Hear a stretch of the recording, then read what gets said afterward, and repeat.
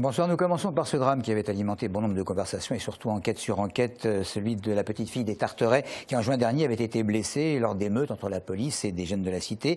Elle aurait été blessée par un tir de policier, c'est encore à mettre au conditionnel selon des expertises judiciaires. Un élément qui vient confirmer, s'il était vérifié bien sûr, le sentiment qu'avait la famille depuis le début de cette affaire. Audrey Coll.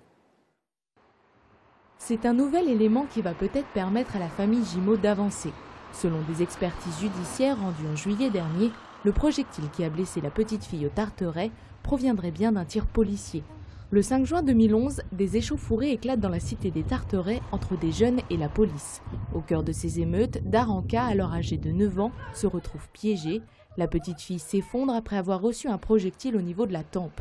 L'expertise confirme aujourd'hui que sa blessure est incompatible avec un caillou, mais bien avec un projectile de calibre 40 qui correspond au lanceur de balles de défense utilisé par la police.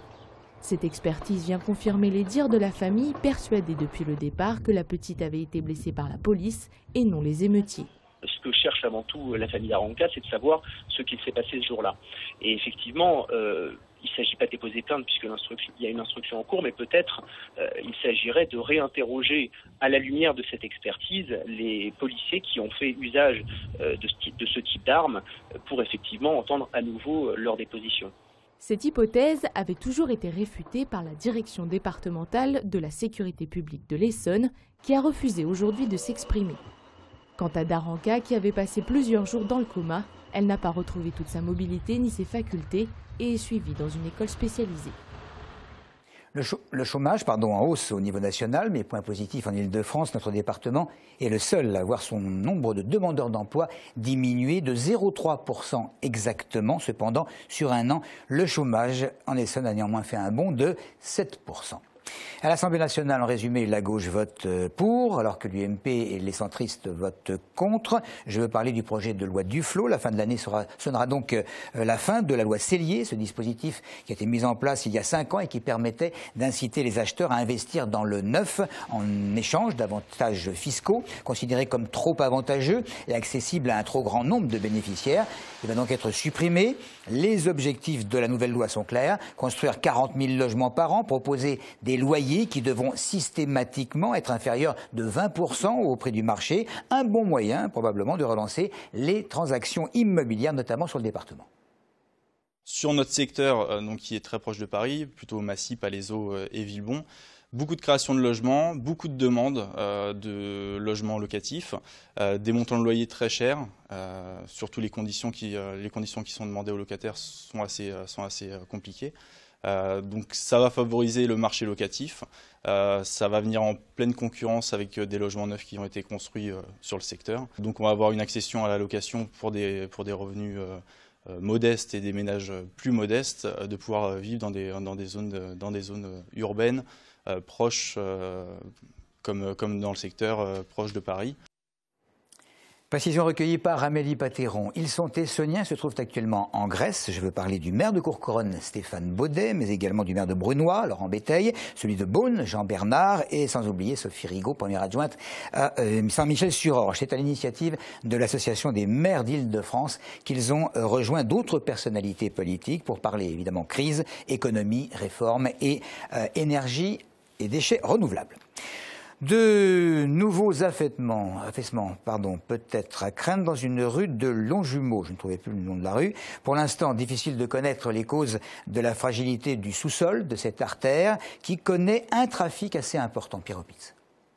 S'armer de patience, les habitants de la rue Leontine Sohi à Longjumeau n'ont pas le choix. Après le constat de fissures inquiétantes sur la chaussée, cette voie très fréquentée du centre-ville a dû être fermée en juin dernier. Aucun risque n'a voulu être pris par la mairie. Donc effectivement, au mois de juin, quand on a pu constater qu'il y avait des trous sur cette chaussée et que manifestement ils apparaissaient assez profonds, on a lancé tout de suite une expertise. Cet expert nous a formellement demandé d'arrêter la circulation sur cette portion de rue dans la mesure où il nous fallait faire des études plus approfondies pour étudier les différentes cavités qui pouvaient être présentes sous chaussée. Des trous puis des crevasses. Face à la dégradation de la situation, une étude sismique du sol par radar est effectuée courant juillet.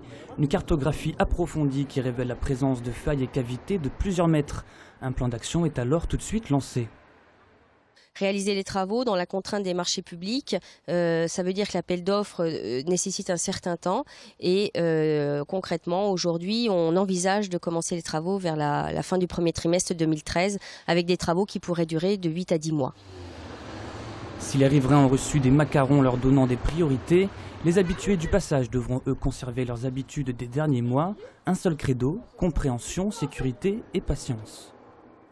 De nombreux moments de la vie se concrétisent avec de grandes soirées comme les naissances, les mariages ou encore les enterrements de vie de jeunes filles.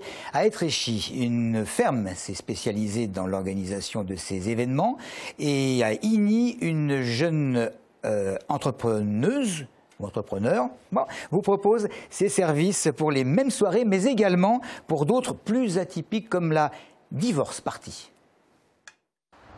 De grandes salles, un espace extérieur à l'abri des regards et des chambres à louer.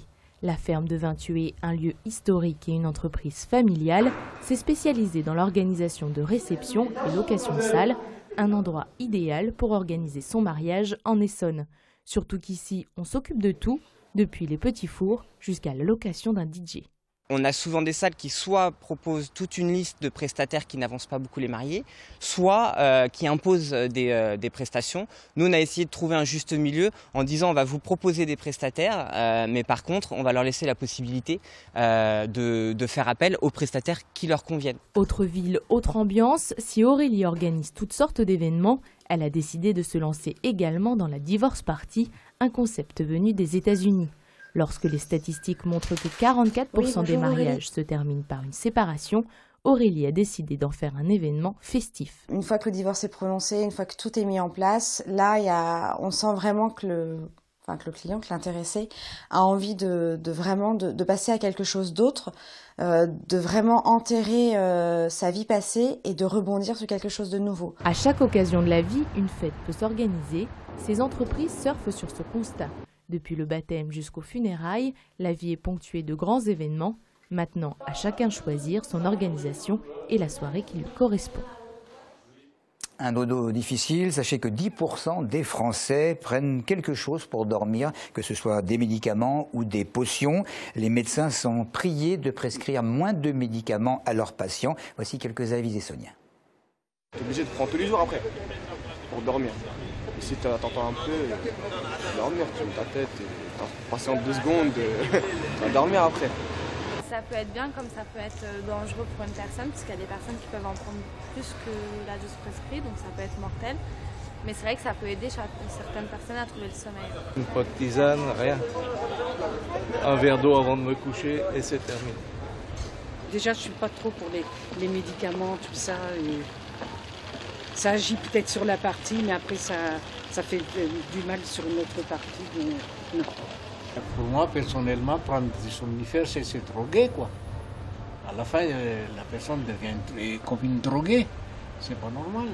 Je n'ai pour habitude de ne prendre qu'un cachet de Doliprane quand j'ai un petit problème, mal à la tête, tout ça ou là, mais jamais d'autres. Et à mon âge, je vous dirai pas mon âge, mais à mon âge, je dors bien. Et il ne faut pas trop dormir aussi, hein.